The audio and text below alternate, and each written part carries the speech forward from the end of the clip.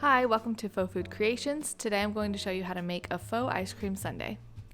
For the ice cream, you'll use lightweight Spakling, and I like to add a few drops of this color called vanilla ice cream, which is very fitting, just to make it a little bit less stark. To get that ice cream texture, I start by adding a little bit of cornstarch, and then I also add in some all-purpose flour, I think maybe like quarter cup to a half a cup.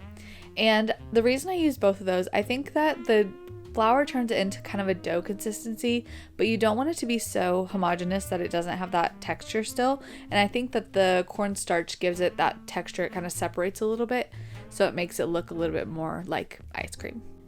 And then you can kind of see the consistency here. I'm just using a scoop, and it's very important that you use one that has like the squeezy thing with the blade, because if not, it'll just stick to the scoop. Because my scoops were kind of small, I did 4 in this little sundae container. And now for the chocolate sauce. So I'm starting off with some clear spackling, and I'm thinning that out using just some regular glue. Next, I'm adding in some brown paint, and this is the color Burnt Umber from Apple Barrel. That's my favorite color to use for any sort of chocolate sauce or icing. And then when I started mixing that up, I realized it was a little bit too thick, so I added in some more glue. You want the consistency to be runny enough to run over the ice cream, but you don't want it to completely slide off the ice cream, so you kind of have to find a little bit of a middle ground.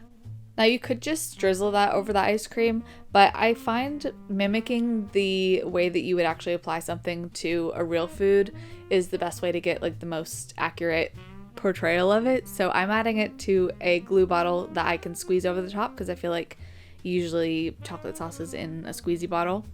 And I cut off the top of the glue bottle so it would have a thicker opening. I had a very particular way I wanted the icing to lay, so you'll see me go in a few times. I'm starting off with this dollop, and then I'm stamping it down a little bit, and then you'll also see me go back in with the glue bottle and then use some popsicle sticks to smooth it out.